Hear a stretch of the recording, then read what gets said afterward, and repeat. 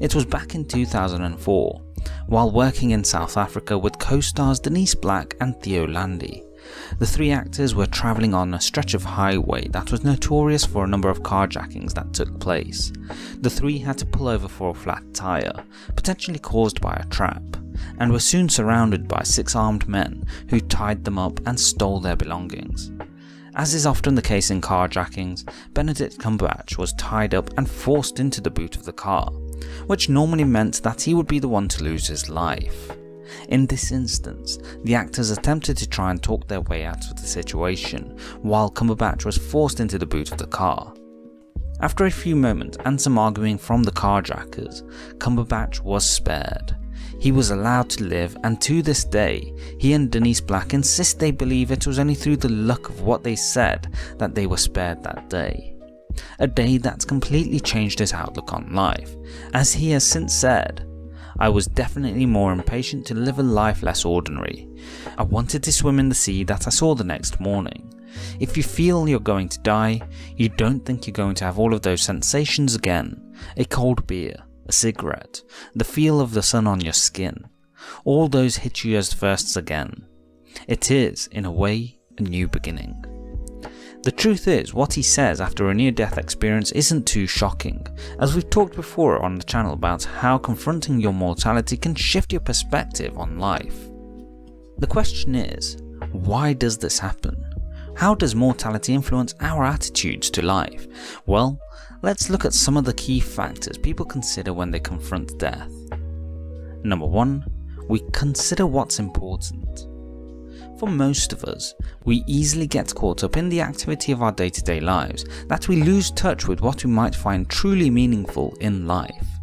Benedict Cumberbatch acknowledges this in his statement after experiencing his ordeal. As he never wanted to live what he'd perceive as an ordinary life, he wanted something different, and this experience made him realise that if he truly wanted that, he'd have to chase after this more aggressively. It's here we need to self-reflect in our own circumstance. What is truly meaningful to you and why? Are you making progress towards living life in line with this, and if not, why? The fact is, many say that when you see death, you see your life flash before your eyes, and for many, it's a life full of regret, because they never truly pursued what they felt was important to them, whether it be because of fear or something else entirely. The key here is to understand that our life is limited. We only have so much time available to us, and it's our responsibility to follow through and do what we feel is important in the time we have, if we don't want to waste the opportunity presented to us. Number 2, we self-reflect. What we consider important is one factor, but equally important is our perception of ourselves. Just as we talk about living a life in line with what's meaningful to us, do we live in line with our values? The truth is, many of us will be more readily prepared to live life for others, doing things that others might appreciate, but we ourselves may feel isn't true to us. And this is problematic, because when you put yourself in this position, you have a problem where you may feel an internal sense of conflict, which can lead to bigger problems. If you choose to do something for someone else, it has to be because you chose the responsibility to do so, and in line with the values you want to live your life by. It's not a case of being selfish, but it's about being true to yourself. And this is something Benedict Cumberbatch acknowledges when he speaks following the situation in South Africa, as he says, "It's taught me that you come into this world as you leave it, on your own." Meaning life is a very personal journey, and when it comes down to it, if you don't do what's important to you, then you've possibly missed the most significant aspect in each of our lives. Number 3, we are reminded our time is limited. It's quite simple. When young, we often believe we have a great deal of time in our lives to achieve everything we might want to, causing us to hold back in our pursuit. For many, they reach a point around their 40s where they look at where they are in life and realise they aren't where they want to be, commonly resulting in what we know as a midlife crisis, where they desperately try to get all of the things they wanted when young. And worse yet is when people are at the end of their life and they know they've gotten too old to achieve their dreams and reflect back to have great regrets, asking themselves, what if? Nobody wants to be in those circumstances, and the confrontation with death, something most don't want to consider, can be an important wake-up call that our time is limited and we never know when our life may end. If you genuinely want to pursue something, now is the time to take action. Again, Benedict Cumberbatch acknowledges this when he says, "I was definitely more impatient to live a life less ordinary," as he clearly understood that had he died, he had lost the opportunity to live the life he could. Number 4. We grow courage.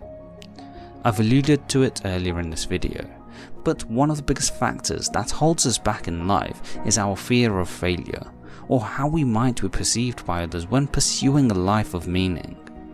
I have personally experienced this, as recently I put out something I felt was important and it was somewhat controversial and has been rejected by some. The truth is, when you pursue anything that's important in life, you have to be prepared for the potential consequences of your actions, and you have to bear the responsibility that comes with what you do. Most will hold back, and who can blame them? It's a very difficult circumstance to deal with, but at the same time, it's equally a sign of maturity if you can bear the burden and deal with the issues in a way that's productive. The fact is, death often puts these fears into perspective, because you realise that in the end, your life will end just like everyone else's, and so whatever you might be afraid to do in life is suddenly shifted into perspective of importance. This is something Benedict Cumberbatch realised himself when faced with death, as he grew courage to take greater action in the pursuit of his goals, leaving aside hesitations for what was important to him. Number 5. We celebrate. When confronted with death, we have a natural tendency to associate negative connotations with the experience, and rightly so. It's not a trivial matter.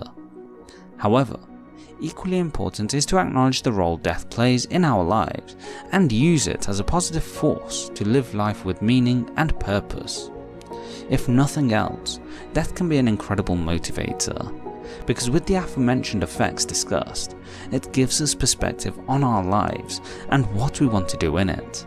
Just as Benedict Cumberbatch says, it is, in a way, a new beginning. It's here you shift perspective, that yes, we shouldn't undervalue the importance of the event that occurred and the gravity of death, but equally so, if you're still here, you still have the chance to live your life in a way that you value. And this is the key.